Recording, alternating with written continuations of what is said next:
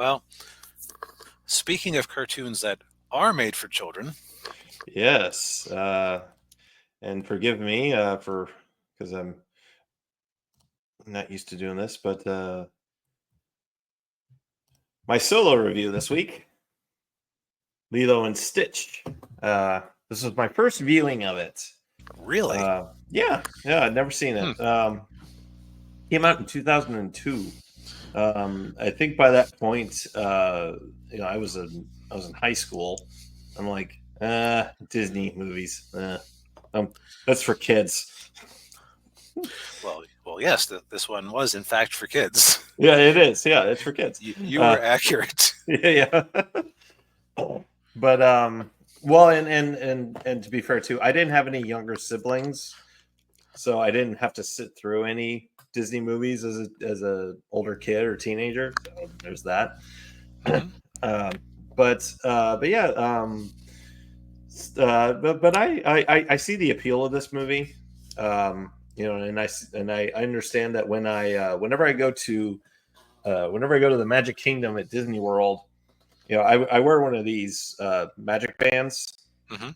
and there's a Stitch statue on a wall over by Tomorrowland, and every time I walk by it, it lights up. So, The Stitch does, or no, the band does, yeah. okay. And Stitch actually talks. He'll say something to you. Um, Thanks for the money. yeah, exactly, yeah. Go to the gift shop.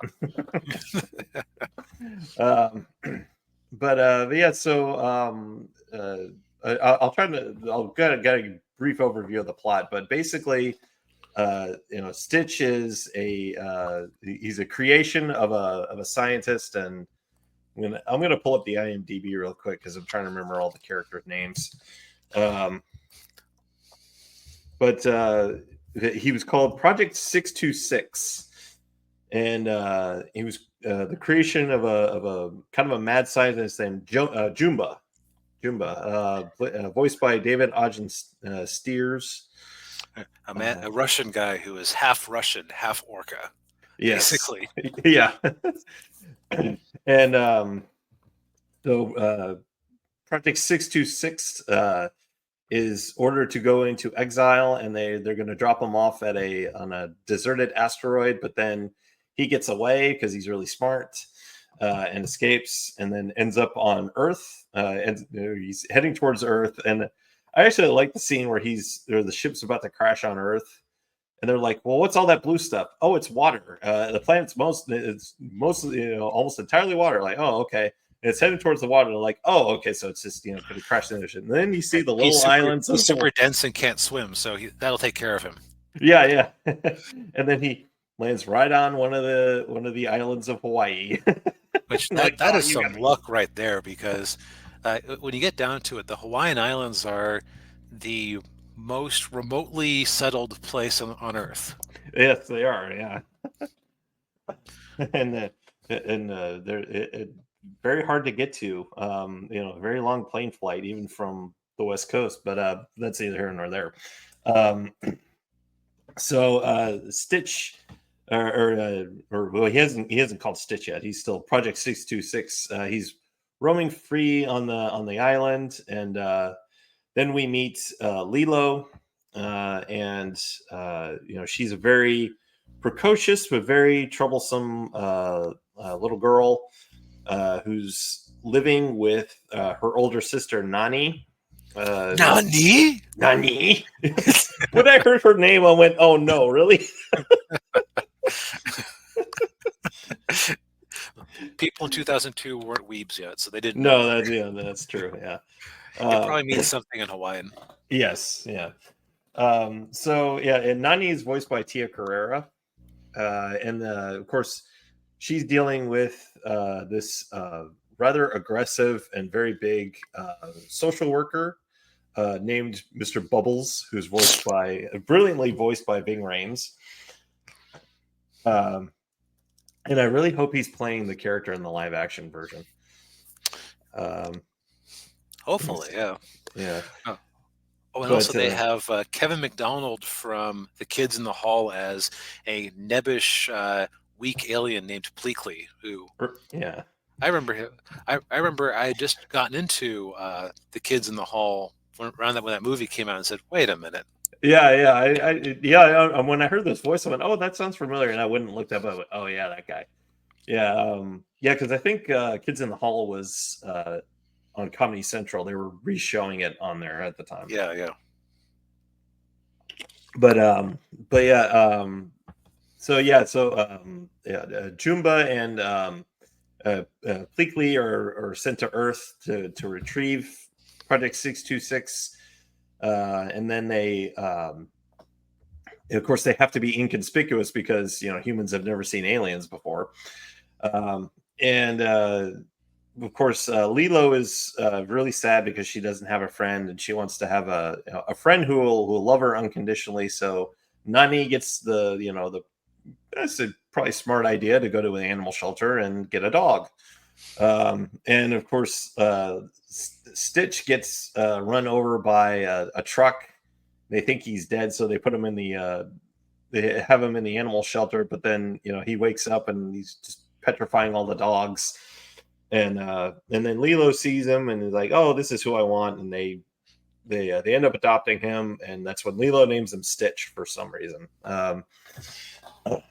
And So basically, the rest of the movie is just uh, Stitch, being Stitch, and he wants to, because Stitch he's been basically programmed or trained to just cause death and destruction, and go through cities and just completely annihilate them. But of course, they're on this little island that doesn't have a city, and Right. He has nothing to work against. right, yeah. So he's kind of stuck in this situation, and and of course, just kind of the typical Disney antics, I guess is the word I'm looking for. The typical Disney tropes that you see, where he starts hanging out with Lilo and Nani, and then he becomes basically becomes a part of the family, even though he's off, a little weird. Looks And like a demon koala. Right, yeah. um but like at the heart of the movie, it's it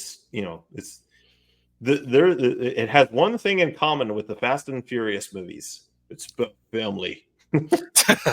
I was. That's right. Ohana means family. Hana means family. Yeah, and I will say that the scene at the end where he tells the alien counselor, he said, "This is my family, and I found them. And they're small and broken, but still good." Yeah. Um, but yeah, I mean, this This is is like the Iron Giant with a happy ending. yes, exactly. Yeah. Um, and But yeah, this is it's a fun movie.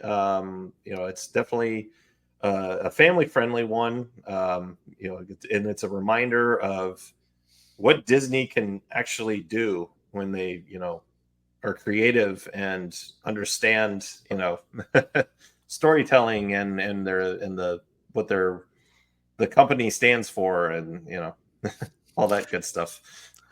Yeah, I remember this one very fondly.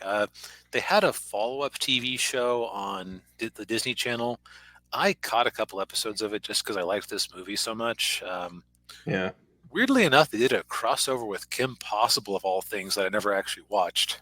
Hmm. Uh, but the premise of the TV show was like it was basically extrapolating for, oh well, he's experiment 626. That means there were 625 other experiments. uh It's like it was like a Monster of the Week format. okay, I could see that. Yeah. It wasn't very good from my memories, but I was also in college at the time, so I wasn't the target audience. Yeah. Well, and I will say a downside with Disney is anytime they do like a TV show from one of their movies, or they do one of those direct to video sequels, those were usually very miss mostly. Yeah, so I think that Aladdin worked out all right for those.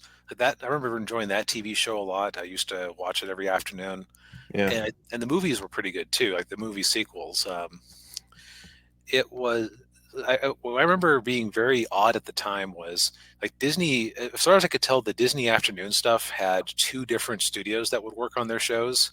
Mm, And the second movie, Jafar's Revenge or Return of Jafar, whatever it was called, yeah. um, it's like halfway through the movie they switched studios, so it suddenly went from being this weird expressive style to being a much more like with rough line art and everything to being a much more on model straightforward one, which at the time I liked the more straightforward one, but I think as I've gotten older I actually kind of appreciate the more crazy animation. Yeah. Yeah. Yeah. It's more. Yeah, it's more expressive and it has more. It's more appealing and catchy. Yeah. Yeah. to, Um, to, to bring it back to this movie though, yeah. as I recall the animation looked very nice in this one too. Was, yeah. Yeah, it was kind of, it was the same as like Atlantis and Treasure Planet, and um, Yeah, that era where it felt like Disney executives were trying to kill off the 2D animation studios by a lack of support. right, yeah, which is unfortunate because I actually miss that style of animation. Oh yeah, Um, I mean the problem is that it's just too expensive to really do in movies consistently unless you're outsourcing your work to Korea and or Japanese anime studio that's basically acting like a sweatshop. yeah, yeah. But yeah, I mean, if for whatever reason you haven't seen this movie yet, I definitely recommend it. Disney Plus, obviously, and hopefully the live action movie will do this movie justice. Or will live up to live up to the same expectations. Although, given Disney's track record with their live action adaptations, I'm not holding my breath. Yeah.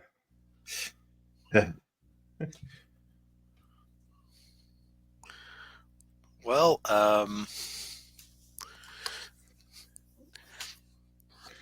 shall we? Yeah. I would actually laugh very hard if they replaced Lilo with somebody of a different race than Hawaiian just to watch the meltdowns. Yeah. But I suspect that after what Rachel Ziegler's been putting them through, they probably are going to go as actually wait, there was some sort of controversy around that where she was only like half Hawaiian or something. Oh, really? Oh, I remember geez. hearing something about that, like where people were getting up in arms about this. See, this is why I don't like. While we have commented on this before and said that so it's sometimes unsuited for the characters, I'd just be happier if we could go, man, such and such is a bad actor or actress. Yeah.